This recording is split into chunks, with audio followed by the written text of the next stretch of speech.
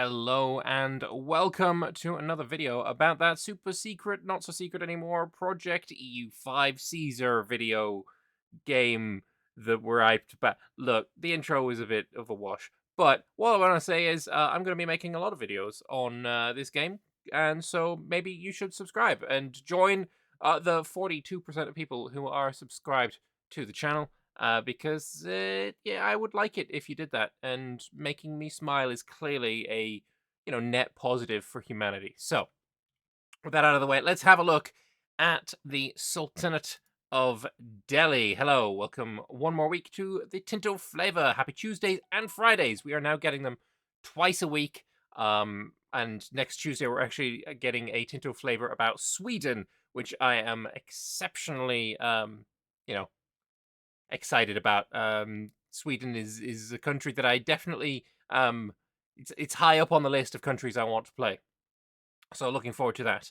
We'll take a look at the content of EU5. Today we're looking at the flavor content of the Sultanate of Delhi, the most powerful Indian country in 1337, but it's not without a few curveballs to tackle. And yeah, these curveballs they're quite they're quite strong. They're quite curvy. I don't play baseball. I don't know curveballs. Whatever. I don't care. A series of swift and legendary conquests in the last century has given birth to our great Sultanate of Delhi, with territories under our jurisdiction that span from Deccan to the fertile fields of Lahore. None other has dared measure up to the prestige and status of our accomplishments. I would argue that Chandragupta Maurya definitely managed to do something quite similar. Quite. They measure up. They surpass you, brother. They surpass you. Anyway, I don't think they had 40 million people at that time, though. However, it has become apparent that we have overextended our authority across such a big sultanate that it is nowadays quite difficult to control. Our enemies are many, and they covet to undo our great heritage. To the east, our subjects in Bengal have started questioning their masters, while our southern territories have long disputed our hold over them. And the Hindu countries of southern India may further entrench their resistance to our rule, led by the rising power of and I had someone comment on my previous video about how to pronounce this. Vijayanagara. It was definitely not Vijayanagar, but the start of it was Vij. I remember that Vijayanagar, something like that. Anyway, appreciate the guy who wrote that comment. Sorry if I still got it wrong. It is what it is. We trust the guidance of Sultan Muhammad Tughlaq, whose watchful eye may safeguard our lands and prevent our downfall. So here we have Sultan Muhammad Tughlaq. He is a relatively average ruler. I think anytime you see these symbols in silver, that's very distinctly average, of course. If they get worse, it's bronze and then like brown or whatever. And the absolute best is purple, but then we have gold as well. I think 95 and above is purple, and then, yeah, below that is gold. Anyway, the primary culture here is Delavi, and you will notice that Delavi is not even one of the top 5 of their cultures, so it is less than 6% of the total. What percent it is, I don't know, and I don't think this dev diary actually says that, but you can see the highest percentage here is Punjabi at 13%. There is Awadi here at 12%, and that's what this yellow. These are both yellow, unfortunately, but yeah, it's the split is around about here. You can't really see, but I just think that's kind of wild, right? You got this huge country, 43.5 million people, and the largest of your cultures is only 13%. Um, Definitely a challenge. Definitely a big challenge to resolve, right? You need to use your cultural capacity wisely. And no matter where you're spending that cultural capacity, it is going to be feeling like it's not going to help you that much because each of these cultures is just so small. As for religion, the majority of your country is Hindu, despite your primary religion being Sunni. So, 2% of your country being your primary religion, or apps challenge. That is an challenge. So despite being such a huge country, which it objectively is, you have so many problems that you need to deal with, which I do think is going to be quite interesting. As for subjects, you start with 9 of them, and one of your subjects, Gower, actually has another subject as well. So here's the starting situation. There's a bug with the coloring of subjects, but Gower has a subject itself, Taraf, which you can see is this one on the side here. So that right there. So you start with a lot. You start with my favorite Indian country, Mawar. Um, and yeah, whether you can hold on to them, I mean, we'll start to see. Starting government set up for the Crown of Delhi. Another is an Indian Muslim sultanates as well. So this is quite. I played around with quite a lot of countries when I got access, and I feel like I was always able to set at least one of my government reforms, and here that is clearly not the case. You know, we've got our 2 starting reforms. I'm not able to add a new one here. But we can go through what those are in a moment. The Umara here, 40% power. They have a lot of privileges. We've got the Ulama at 6% with their privileges. Burghers are quite weak. And then there's the commoners there with, they're very weak, but there's a lot of them. There is a lot of them. All right. And then obviously this is just, your primary cultures people or primary religion people, right? This is your Sunni commoners because Dhimmi is your foreign religion. So your Hindu commoners or Hindu people would be a part of the Dhimmi estate. Unfortunately, I would very much like this to be a little bit scrolled down so I can just see how many people are a part of the Dhimmi estate. That would be quite nice to see. But anyway, let's have a look at the government reforms here. We have the Indian Sultanate government reform allows you to build Mamluk barracks. This is a building here that is not just being able to be built in your capital. So basically, the Indian Sultanate starts off with what countries generally have to reach the age of Renaissance and get the army professional soldiers institution and building, and then get a research down to the armory to get a building that these guys start with. So that is probably going to be necessary, honestly, with the amount of problems that you're going to have as Delhi. But yeah, it's very necessary, and a really big boost getting that professional army really early. They also get the Talukdar nobility, which gives them some noble estate satisfaction, gives them Talukdar tax collection, which we'll see in a moment, and progress to traditional economy. The Talukdar tax collection gives the nobles an ungodly amount of power, but also keeps the peasants a little bit more satisfied and lets you tax them a little bit more as well. Dharmic Dhimmi communities. This is one of your clergy privileges that you start with. Gives you tolerance of heathen beliefs +1. Disallows conversion. You are not allowed to convert your Hindu subjects. But you can, if you have the free stability, revoke this privilege and allow you to start converting.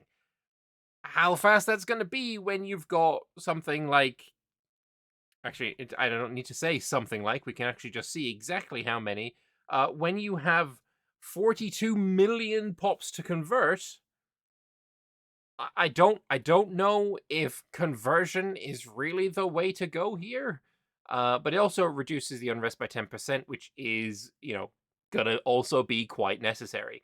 I feel like revoking this is uh, shooting a cockroach that is stood on your foot and then you shoot your foot. That that's a terrible analogy. I hope you understand what I'm trying to say. You want to kill a bug? Bug is stood on foot. Mosquito landed on your balls. You have a fly swatter. Is a Confucian thing, whatever. Protected faith of the common people as well. You are blocked from converting the peasants, the laborers, and the soldiers. And then that is a commoner's estate privilege that, look, to start converting your country to Sunni is going to be incredible. incredibly hard, incredibly painful. Like, each of these, even if you use your parliament to revoke these privileges, that is 50 stability each, probably. Um, so you're going from, even if you get yourself to 100, then revoke these, like, you're going to be in a lot of struggle to start converting people to Sunni. Um, Related to this, a tab that they don't usually show is the Rebels one. It's also quite relevant to Delhi Start. So we have a lot. I assume there is a scroll bar going on at some point as well. So we have Ulama, Umara, Burghers, Insurgents. We got Gujarati, Konkani, Malvi, and Marwari Patriots as well. Fun. It's not final, but gives an idea that managing Delhi at the start may not be so easy. You also start with a work of art, because it's gonna definitely gonna help you. We have the Qutb Minar. Known as the Victory Tower, the Qutb Minar is part of the 7 great monuments in the Qutb complex. It was potentially inspired by the minaret of Jam in Afghanistan. Cool. They also have some unique advances for Delhi. +2 Diplo rep in the Age of Traditions from the origin of Hindustani. Very cool. We have the Indo-Persian culture, giving +33% cultural tradition. That is going to be incredibly useful. If you have high cultural tradition, that will help you to assimilate people just that little bit easier. Also, integrating vassals will be a little bit faster. Turkic Conqueror Roots gives an extra 10% reduction in war score cost. Fantastic. Reintegrating former provinces gives a speed of integration. Going to be super, super useful. You get that in the Age of Renaissance. And Afghan nobility, increasing the size of your noble levy substantially. Though, unfortunately, this is coming in the Age of Discovery when you will probably want to kind of phase out levies and start going pure professional armies. But I suppose levies are always going to be useful for just that extra boost in population of your armies when you're in a little bit of a death war. Yeah, that's the way I kind of see levies at the moment. If I can get away with just using professional armies, I absolutely will. But moving on, the most interesting for Delhi is its narrative content, because soon after the game starts, a situation will pop up: the fall of Delhi.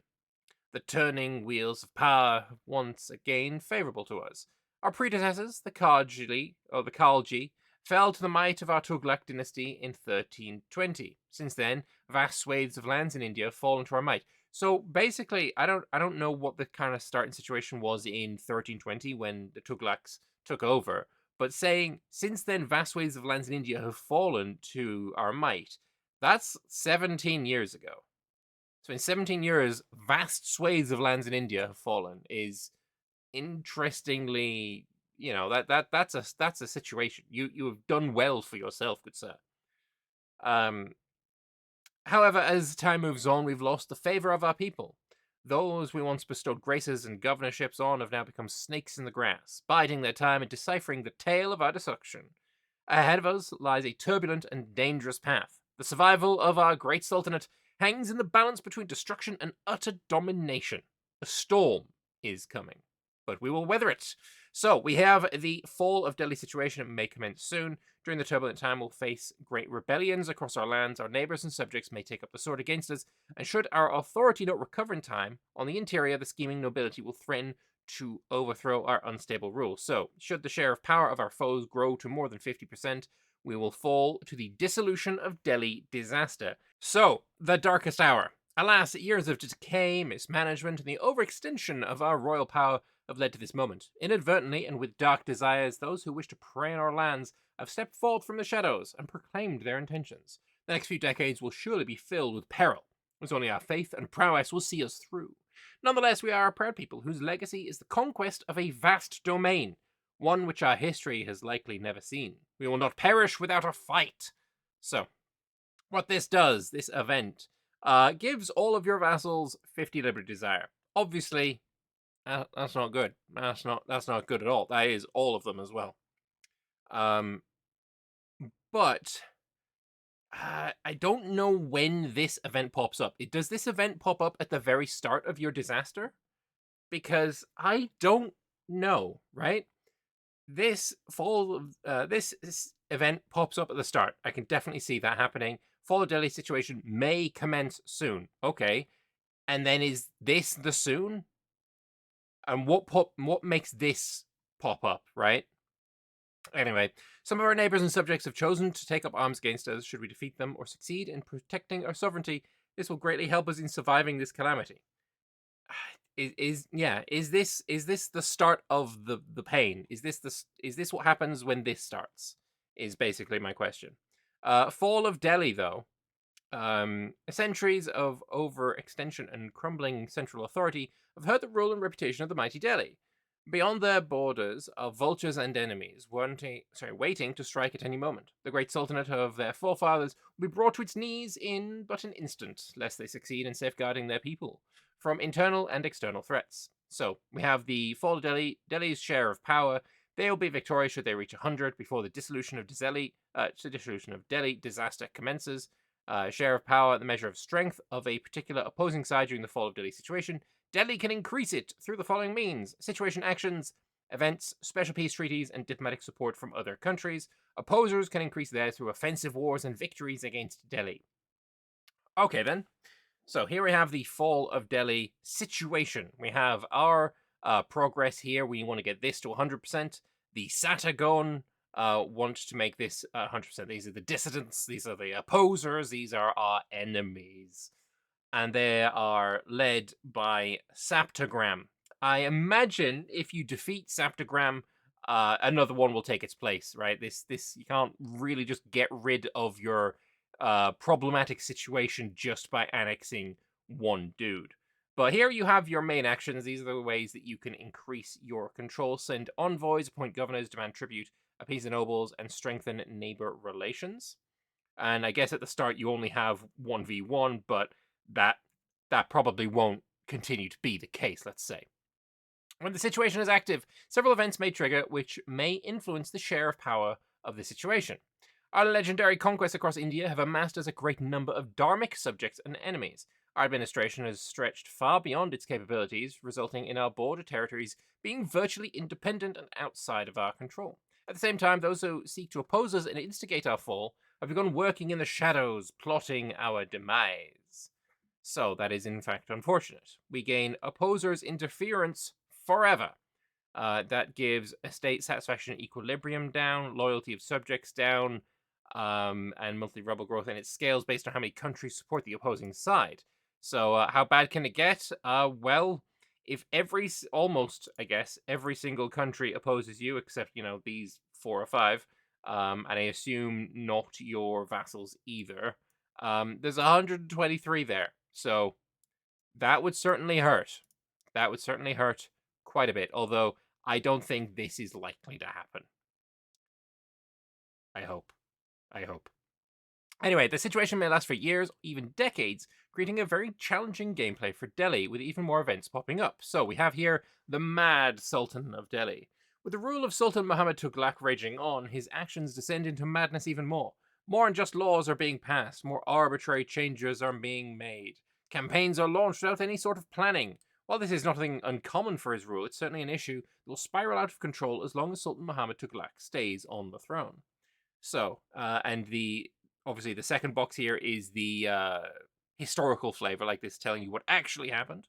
The reign of Muhammad ibn Tughlaq was an infamous one. While he was educated in the ways of Islam, medicine, and literature, his personality led to many failures within Delhi. Being kind to his allies and harsh to his enemies, he repaid any gift that was bestowed to him with 3 times the value. The coins he minted became as worthless as stone, and several of his expeditions ended up in disaster due to hasty preparations.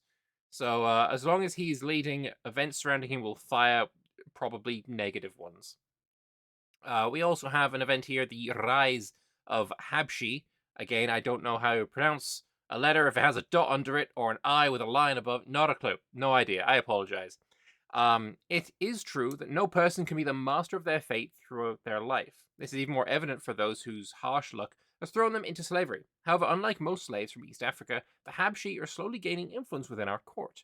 Literate in matters of administration and militarily gifted, they are slowly becoming an integral part of our Malikdom.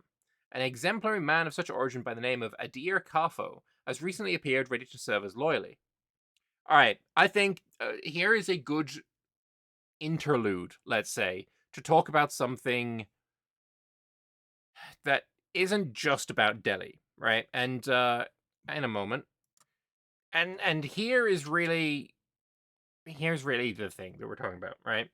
It is character portraits of people who are not randomly generated, who are actual people that we have some historical knowledge of what they looked like. And here we have Guru Nanak. Now, I don't know Adir Kafo, right? Guru Nanak is a very, especially in Britain, because there is a quite a large Sikh population. Especially, I guess, where I grew up, there was a lot of Sikhs living there, right? So Guru Nanak is a known figure. Personally, I have never heard of Adir Kafo, right?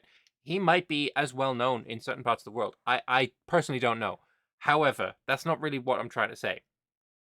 Guru Nanak is portrayed here in this image, and look, for what it's worth, the character portraits, they are looking way better than they used to. Absolutely, undeniably, they are looking better than they used to. This character portrait is perfectly fine.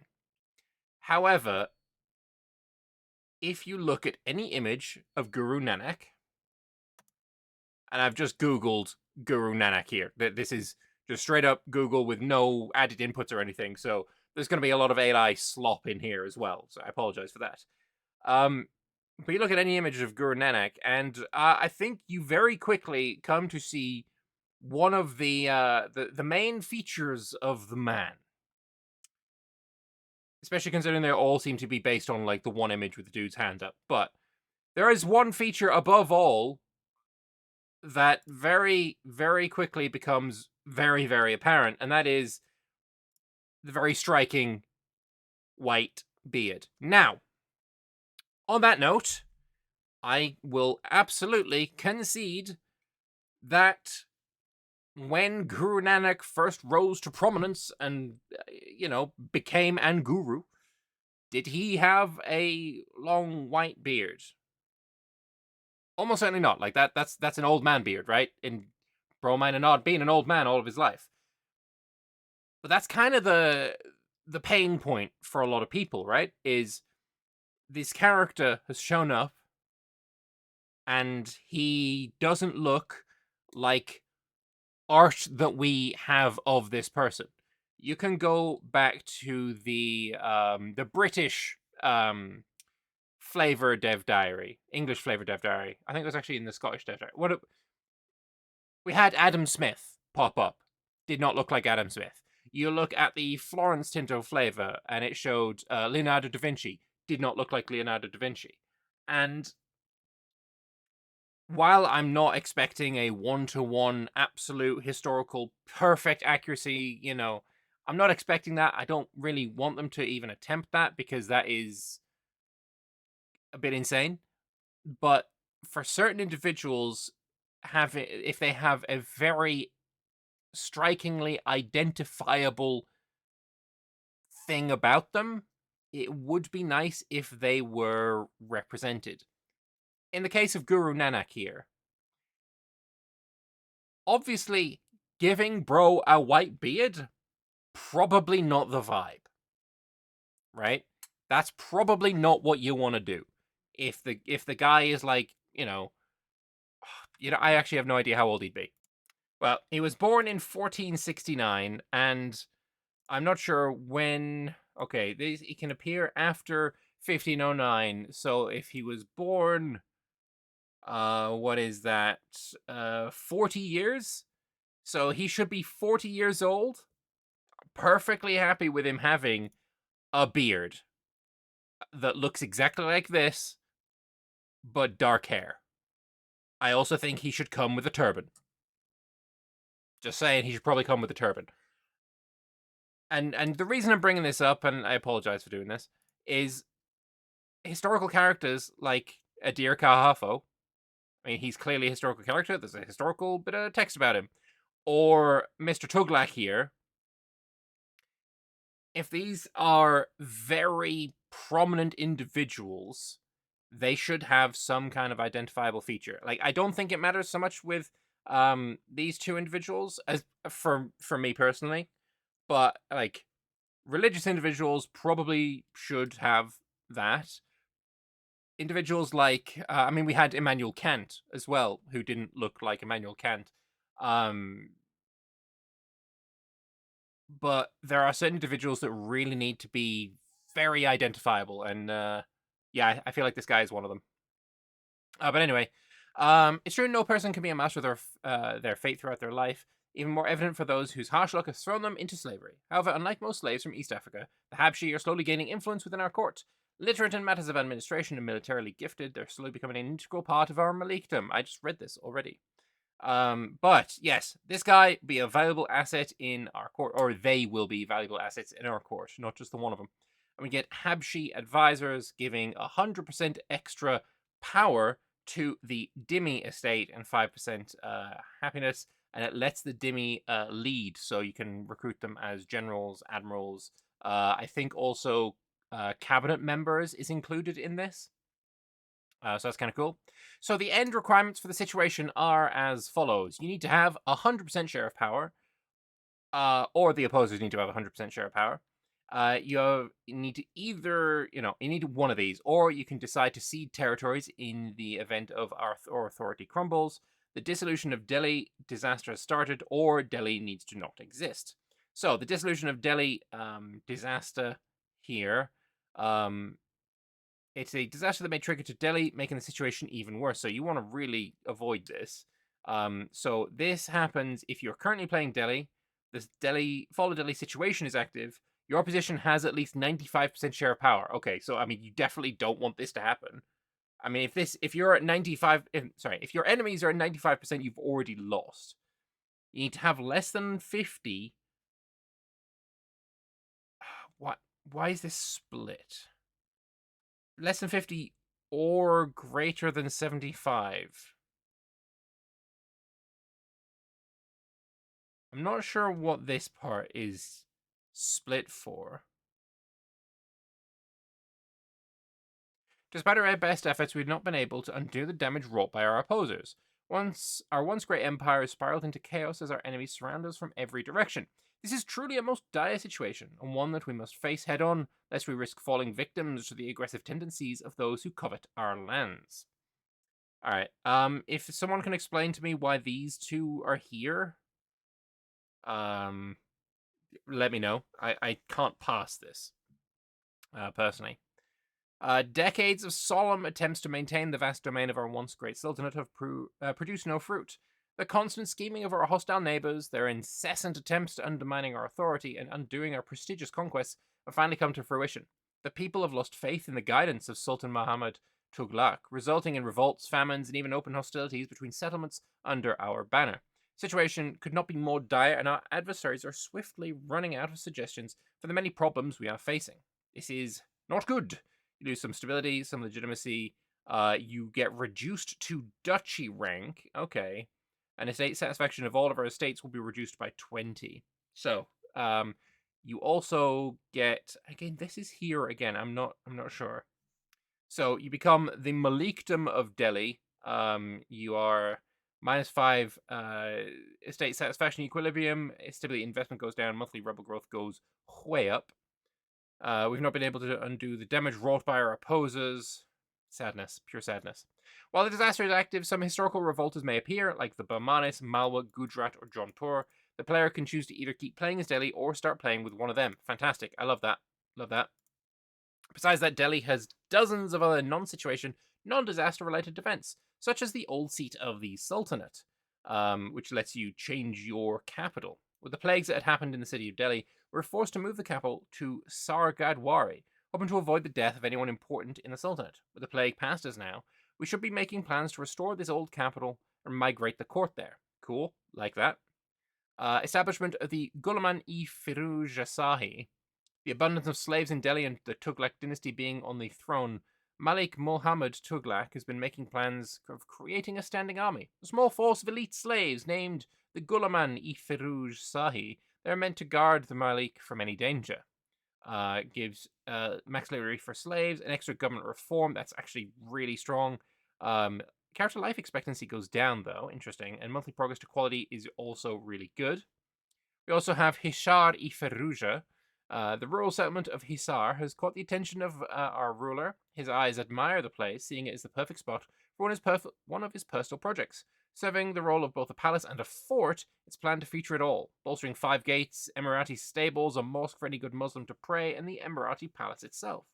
Costing a bit of money, and then you get the masterpiece Hishar-i Firuja created in Hisar. Very cool indeed.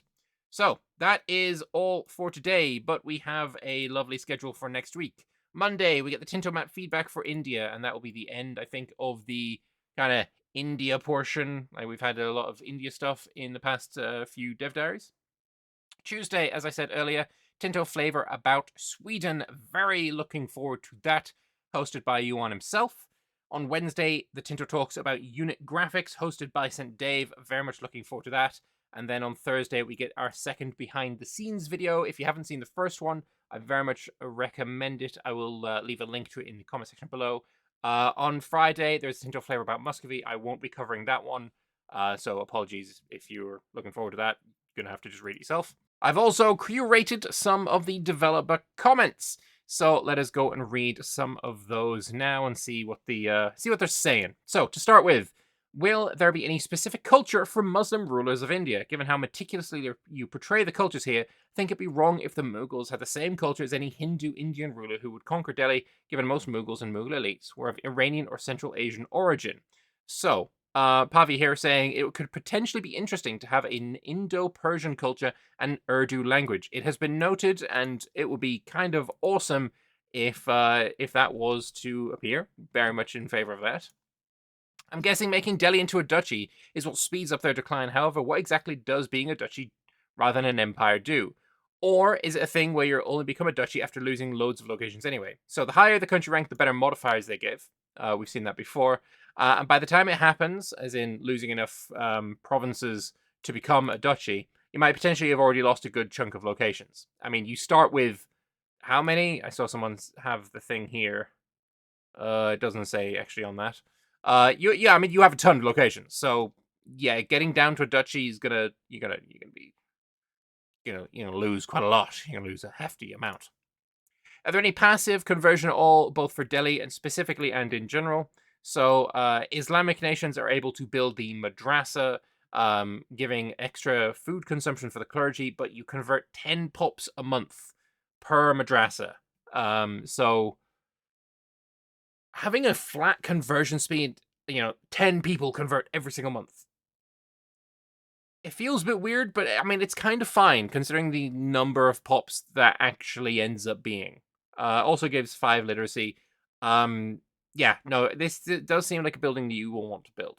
But I don't think it's ever going to be a case of you build this and then your religious worries are over, because 10 month, generally you're not even covering the growth rate of a province, especially a province of the population scale that is in India. 10 a month is just gonna be nothing. Can we see Delhi's control map at the game start? Yeah, it's not great. There is a good meme about this. Hang on. Yeah, essentially this is yeah, this kind of sums it up perfectly. Yeah, no, that's 100%. Take the numbers as a matter of balance is not final as usual, of course, but at the end of the day, I don't see it changing too much. Though I do think it's going to be very, very good for any country that has this kind of region, because of this one's the Indus. This is the balls. I've forgotten the name of this river. Whatever. The river that runs from Delhi down into the Bay of Bengal. I have forgotten the name of it because I'm a talentless hack. But propagating control down rivers is very, very good in EU5. So that is going to be what you want to do. I'm sure I'm going to get at least 12 comments telling me the name of the river, so apologies. Anyway, incredible Tinto talk. There's so much content for the fall of Delhi, and the integration of a situation and disaster mechanic to represent the same is incredible. I want to ask, though, as someone who intends to play as the 3 rival Bengali sultanates under Delhi, is it possible for Saptagram to unify and form Bengal while remaining a subject of Delhi? Matter of fact, can you show us what kind of subjects does Delhi own? Which of them are Saptanas? So they are all Samantas. I apologize, I butchered the name of that. And is there an event that spawns the Bahmanis Sultanate? Can we get a peek of it? Yes, we can here. So you can choose here. We get this event. The turbulence generated by the recent years of instability have given rise to many prospecting conquerors. These covetous hyena eye our domain, and hyenas even, eye our domain with great hunger as they declare total war against our great sultanate as dire times spell trouble for our people. A local governor in Gulbarga by the name of Maharaj Ismail Bahman has declared us impotent, usurping our territories into his new domain. This insolence cannot go unanswered, and word is spread around the court about Sultan Muhammad's inability to guide our great country during these dark times. So you can have his head. He declares an independence war on you. Our foes gain some share of power for that, though. De-escalating the situation. You will no longer have Bahmanis as a vassal. I imagine that means that they are going to break free and become independent.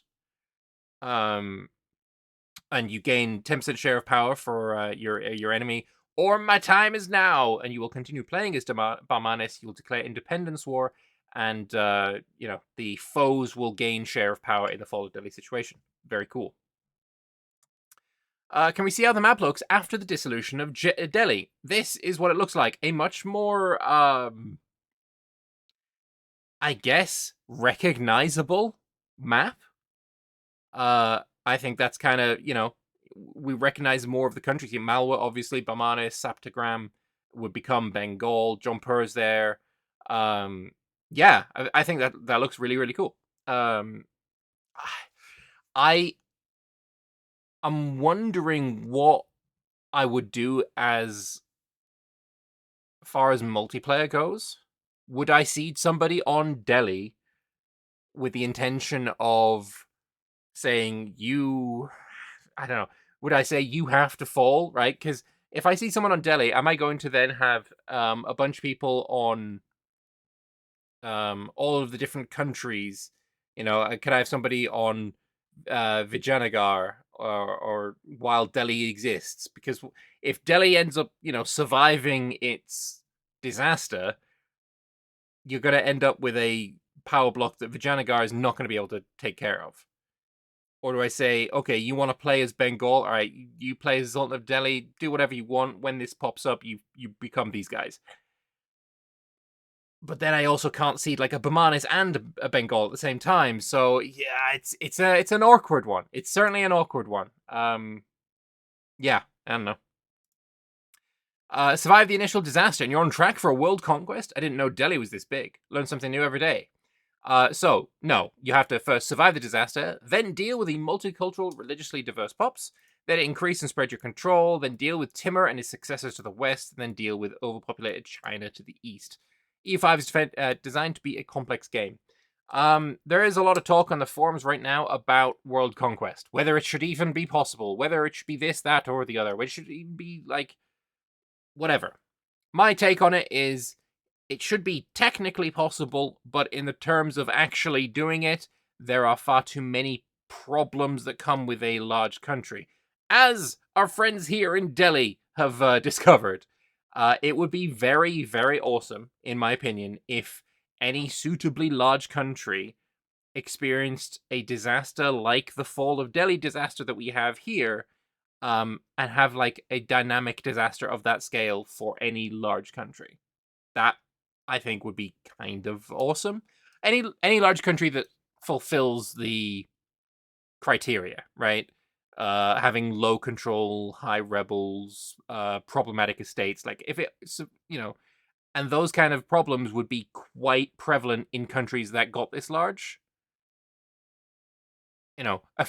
Not as many, having only a small amount of your provinces as cores, having your primary culture being a small percent of your overall culture, having your primary religion being a small percent. Like, if you have those kind of problems, then you should get a disaster like this, and that could be a way to, prevent world conquest from being a thing.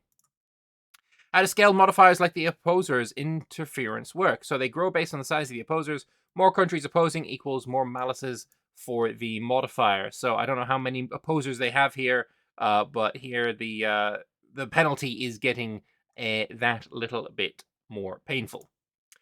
Looks very cool. Could you share a little bit more information about how the fall of Delhi situation actually works? You get increased liberty desire from vassals and independence rebels fire, and the strength of your position based on how many other countries. Blah blah blah blah blah. Good question. Big Boss, the content designer who scripted it, replies here. As a mechanic, it's designed to portray the fall of Delhi as accurately as possible, while also being fun to play. It's also jam-packed with other tons of events that can either fire once or can fire many times. As the leading opposer, you'll get unique events and have access to unique peace treaties and modifiers. It's a great way to break out of Delhi's sphere of, like a chest burster. As Delhi, you'll have actions through the situation GUI to do your best to handle the fall, either by strengthening your diplomatic front, appeasing local nobles, or attempting to increase your control. Diplomacy is the main weight behind countries choosing either side. You are a foreign heathen conqueror, but who's to say some of them cannot be swayed to see you under a different light? The goal is for Delhi's AI to explode 99.9% of the time, while for the player it's a challenging game start as a behemoth with feet of clay, set to feel like a comeback story. While that's all well and cool and true and stuff and all that, personally, I feel like even if you start huge with a lot of problems, I do feel starting smaller and not having to deal with religious problems, like starting as a Hindu and then, you know, repelling the conqueror. In my opinion, that is the more fun thing to do, and I'm looking forward to that. We did see in the Tinto talk something about, the Mr. Muhammad Tughlaq, gave anytime he received a gift, he gave 3 times the wealth in return, and well, that seems like inflation, problems with inflation, and so we get their inflation here. We see how much inflation they have. They have 99.9% inflation. What the fuck?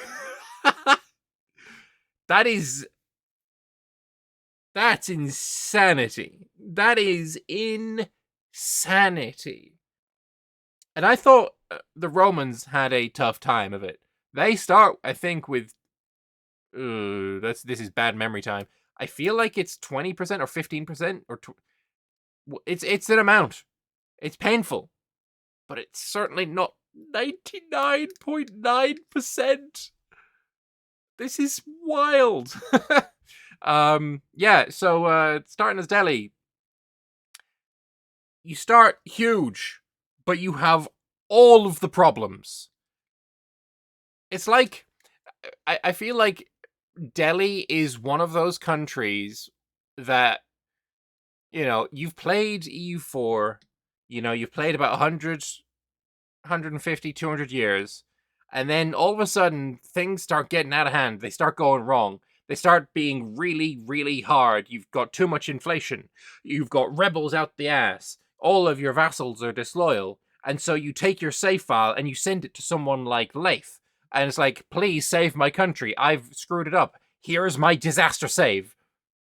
That's Delhi at the start of this game. It's a disaster save that you've sent to a YouTuber. And I think that's kind of funny. So conversion being blocked by privilege means no conversion will happen, or only conversion action from the cabinet is blocked. So none of the pups will be converted, but others might, like, for example, the nobles. Fair enough. And then here we have our final comment. Interesting that there's no governor mechanic for either Delhi or Indian sultanates. Again, there's no governor mechanic for anyone at all, even though they were a common administration tactic for the entirety of the game's time frame.